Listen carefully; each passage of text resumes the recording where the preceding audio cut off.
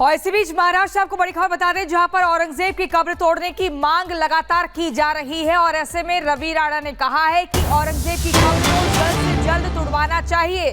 महाराष्ट्र में औरंगजेब की कब्र तोड़ने की मांग लगातार बढ़ती जा रही है। नाराजगी है। जिस तरीके से अबू आजमी ने औरंगजेब को महान बताया, उसके बाद महाराष्ट्र से लेकर उत्तर प्रदेश तक सियासी घमासान मचा हुआ है और इसी बीच महाराष्ट्र में औरंगजेब की कब्र तोड़ने की मांग भी अब तेज होने लगी है। कई विधायकों ने कब्र तोड़ने की मांग की है कि औरंगजेब की कब्र को जल्द से जल्द तोड़ा जाए। रवि राणा जी, अबू आजमी को सस्पेंड कर दिया गया, अभी क्या चाहते हैं? नहीं, बिल्कुल बहुत अच्छा योग्य निर्णय लिया है देवेंद्र फडणवीस सरकार ने। जो क्रूर औरंगजेब जिन्होंने हमारे संभाजी महाराज की हत्या की, छत्रपति शिवाजी महाराज संभाजी महाराज के विचारों का ही राज्य है और उसी राज्य में विधानसभा के अंदर बाहर अगर अबू आजमी ऐसा वक्तव्य करते हैं तो मुझे लगता है उनकी सदस्यता भी रद्द होना चाहिए और आने वाले समय में औरंगाबाद का नाम बदल के संभाजी नगर, ये देवेंद्र फडणवीस सरकार ने किया था। संभाजी नगर को न्याय देने के लिए औरंगजेब की कब्र को हटाना चाहिए। ये विश्वास है कि देवेंद्र फडणवीस सरकार एक कदम भी उठाएंगी और जो संजय राउत बार बार आरोप कर रहे हैं उन्हें याद करना चाहिए कि उद्धव ठाकरे सरकार रहते समय यही अबू आजमी उद्धव ठाकरे जी के गोद में खेलते थे। समाजवादी पार्टी को साथ में लेकर महाविकास आघाड़ी इन्होंने बनाई थी और उद्धव ठाकरे सीएम रहते टाइम ही औरंगजेब के कब्र पे इन्होंने फूल चढ़ाए थे। तब संजय राउत कुछ बोल नहीं पाए, पर आज देवेंद्र फडणवीस ने कार्रवाई करने के बाद उन्हें मजबूरन बोलना पड़ा है कि देवेंद्र फडणवीस पूरा नामो निशान ये औरंगजेब का मिटा के रहेंगे। दो एफआईआर दर्ज हुए हैं अबू आजमी के खिलाफ। बिल्कुल, एफआईआर तो बहुत छोटी चीज़ है। इस राज्य के अंदर, महाराष्ट्र के अंदर छत्रपति शिवाजी महाराज सबके दैवत है, संभाजी महाराज दैवत है।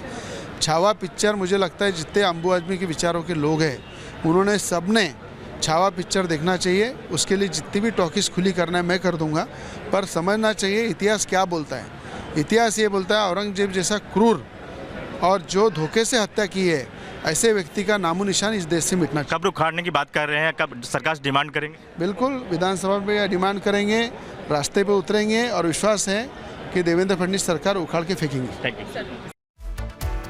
तो वही महाराष्ट्र के मंत्री उदय सामंत ने कहा है कि औरंगजेब की कब्र तोड़ने का फैसला मुख्यमंत्री और उप मुख्यमंत्री मिलकर करेंगे। सुनिए क्या कुछ कह रहे हैं। जिस तरह से कार्रवाई हुआ है अबू आजमी के खिलाफ, सस्पेंड किया गया है, क्या कहेंगे?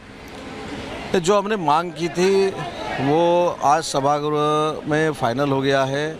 वहाँ मेरे ख्याल से जो हमने मांग की थी कि छत्रपति शिवाजी महाराज हो, छत्रपति संभाजी महाराज हो, उनके बारे में जो कुछ कहते हैं, उनके बारे में जो बुरा कहते हैं, तो उन लोगों को सज़ा होनी चाहिए, उनका निलंबन होनी चाहिए।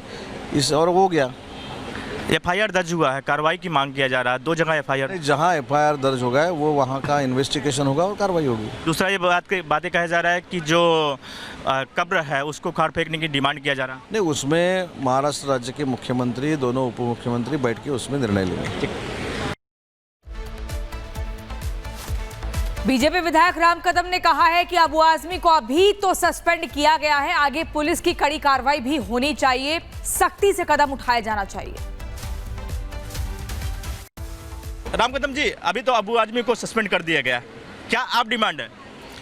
देखिए, केवल एक विधानसभा सत्र के लिए निलंबन करके काम नहीं चलेगा। इस सत्र के निलंबन के पश्चात एक कमेटी गठित की गई है, वो कमेटी तय करेगी कि और उन्हें क्या दंड दिया जाएगा, क्योंकि उनके मुख से जो अभद्र वाणी निकली है, उनके मुख से जो आक्रांता की उन्होंने प्रशंसा की है, वह प्रशंसा ये महाराष्ट्र और देश कभी झेल नहीं सकता। और दूसरी वो कमेटी तय करेगी आगे वाली कार्रवाई, पर फिलहाल ये सत्र के लिए उनका निलंबन हो चुका है और इस कार्रवाई से अभी भी महाराष्ट्र या विधायक अभी भी पूरी तरह से खुश नहीं है। पर देश की सर्वोच्च न्यायपालिका ने इसके पूर्व जब विधायकों का निलंबन हुआ था तब एक फैसला सुनाया था। इस फैसले के तहत 1 महीने के एक सत्र से अधिक कार्रवाई नहीं कर सकते, ऐसा सर्वोच्च न्यायपालिका ने फैसला दिया था। उस कारण केवल एक सत्र के लिए उनका निलंबन हुआ है। एफआईआर दर्ज हुआ है, क्या आप चाहते हैं कि गिरफ्तार हो? देखो, एफआईआर वो विषय अलग है और सदन की कार्रवाई वो विषय अलग है। सदन की कार्रवाई हो गई है और पुलिस भी अपनी कार्रवाई करेगी। प्रस्ताव कौन लाया सदन में आज? चंद्रकांत दादा हमारे जो शीर्षस्थ मंत्री है, उन्होंने प्रस्ताव रखा और विधानसभा अध्यक्ष ने उस प्रस्ताव को पुकारा और पूरे सदन ने एक मत से उसे पारित किया। तो बिल्कुल आप देख रहे हैं कि लगातार अबू आजमी के खिलाफ कार्रवाई करने की मांग की जा रही है, लेकिन इसी मामले पर आखिरकार नवनीत राणा क्या कुछ कह रही हैं वो भी आप सुनिए। आज जिस तरीके से अबू आजमी को ये विधानसभा के अधिवेशन से सस्पेंड किया है महाराष्ट्र गवर्नमेंट ने, मैं महाराष्ट्र की गवर्नमेंट को और एक विनती करूंगी, जिस तरीके से अबू आजमी को सस्पेंड किया उसी तरीके से संभाजी नगर में जो आज भी औरंगजेब की कब्र है उसी तरीके से उसे उखाड़ के ये महाराष्ट्र से बाहर कीजिए। जो औरंगजेब की बातें करते हैं, जो औरंगजेब को अपना सो कॉल्ड फादर बुलाते हैं, उनको भी सबक सीखनी चाहिए कि महाराष्ट्र में औरंगजेब की नहीं, यहाँ पर छत्रपति शिवाजी महाराज के विचार चलेंगे। समाजवादी पार्टी के विधायक अबू आजमी ने ऐसा बयान दिया कि महाराष्ट्र की पूरी सियासत अखिलेश के विधायक के खिलाफ हो गई है। अब अबू आजमी को महाराष्ट्र विधानसभा से निलंबित कर दिया गया है, लेकिन ये हंगामा यहीं पर थमने वाला नहीं है। देखिए रिपोर्ट।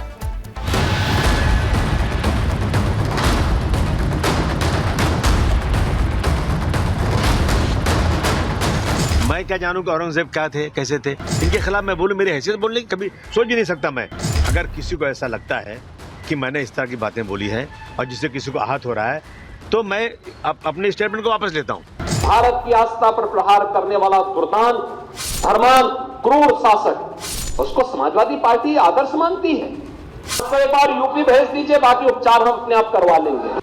औरंगजेब की तारीफ करने पर चौतरफा घिरे समाजवादी पार्टी के विधायक अबू आजमी को महाराष्ट्र विधानसभा से सस्पेंड कर दिया गया है। महाराष्ट्र के संसदीय कार्य मंत्री चंद्रकांत पाटिल ने सदन में उनके खिलाफ प्रस्ताव पेश किया और सदन ने प्रस्ताव को पारित किया, जिसके बाद स्पीकर राहुल नार्वेकर ने सपा विधायक को पूरे सत्र के लिए निलंबित कर दिया है। 3 मार्च से शुरू हुआ बजट सत्र 26 मार्च तक चलेगा। निलंबन की कार्यवाही के बाद अबू आजमी विधानसभा की कार्यवाही में भाग नहीं ले पाएंगे। अबू आजमी के ऊपर विधानसभा के स्पीकर ने परिसर में प्रवेश करने पर भी प्रतिबंध लगा दिया है। महाराष्ट्र में आजमी के बयान पर बीजेपी और शिवसेना ने मोर्चा खोल दिया था। अबू आजमी के खिलाफ 2 एफआईआर भी दर्ज की गई, जिसके बाद सदन में उनके खिलाफ निलंबन की कार्यवाही की गई। बावजूद इसके अबू आजमी अपने बयान पर अडिग नजर आए और निलंबन की कार्रवाई को गलत बताया। असेंबली चले इसलिए मैंने अपनी कही हुई बातों को वापस लेने की बात कर दिया। मैंने कोई गलत बात तो किया नहीं था, लेकिन उसके बाद भी कि ये सब जो बवंडर चल रहा है, जो असेंबली रोकी जा रही है, असेंबली चले और बजट सेशन में कम से कम कुछ काम हो। कारपोरेशन इलेक्शन पिछले 3 साल से हुआ नहीं है, गलियां खराब पड़ी हैं, बहुत सारे काम रुके हुए हैं। इसलिए मैंने अपनी उन बातों को जो मैंने असेंबली में बाहर कहा था उसको मैंने वापस भी लिया है, लेकिन उसके बाद भी सस्पेंड किया गया। महाराष्ट्र में समाजवादी पार्टी के विधायक को सस्पेंड किए जाने पर यूपी में भी सियासत गर्मा गई।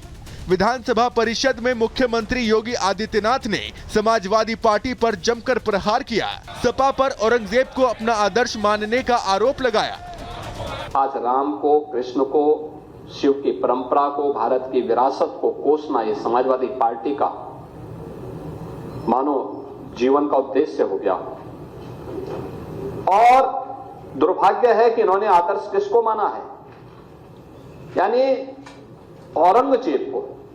उसने आगरा के किले में अपने बाप को कैद करके रखा, एक एक बूंद पानी के लिए तरसाया। और अगर इनको औरंगजेब पर गौरव की अनुभूति होती है तो ये लोग कम से कम पटना की खुदा वक्त लाइब्रेरी में जाकर के एक बार शाहजहां की ही जीवनी को पढ़ लें, देख लें, उसकी पीड़ा को देखें।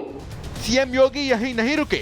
अबू आजमी को पार्टी से निकालने के साथ साथ सपा अध्यक्ष अखिलेश को यूपी में इलाज का सुझाव दिया। घोषणा करो ना, उस कमबख्त को निकालो पार्टी से और उसको एक बार यूपी भेज दीजिए, बाकी उपचार हम अपने आप करवा लेंगे। जो व्यक्ति छत्रपति शिवाजी महाराज की परंपरा पर गौरव की अनुभूति करने की बजाय लज्जा महसूस कर रहा हो और औरंगजेब को अपना नायक मान रहा हो, क्या उसको भारत के अंदर रहने का अधिकार होना चाहिए क्या? और समाजवादी पार्टी को इसका जवाब देना चाहिए। एक तरफ अबू आजमी के बयान का विरोध हो रहा है तो दूसरी तरफ सस्पेंशन के एक्शन पर अखिलेश यादव ने सवाल उठाए। पोस्ट कर लिखा कि निलंबन का आधार यदि विचारधारा से प्रभावित होने लगेगा तो अभिव्यक्ति की स्वतंत्रता और परतंत्रता में क्या अंतर रह जाएगा। कुछ लोग अगर सोचते हैं कि निलंबन से सच की जुबान पर कोई लगाम लगा सकता है तो फिर यह उनकी नकारात्मक सोच का बचपना है। अब ऐसे में सवाल उठता है कि जो आरोप सीएम योगी लगा रहे हैं वो सही है क्या? सनातन का अपमान और इस्लामीकरण की वकालत करना विपक्ष की सोच बन गई है? Bureau report, Republic Bharat.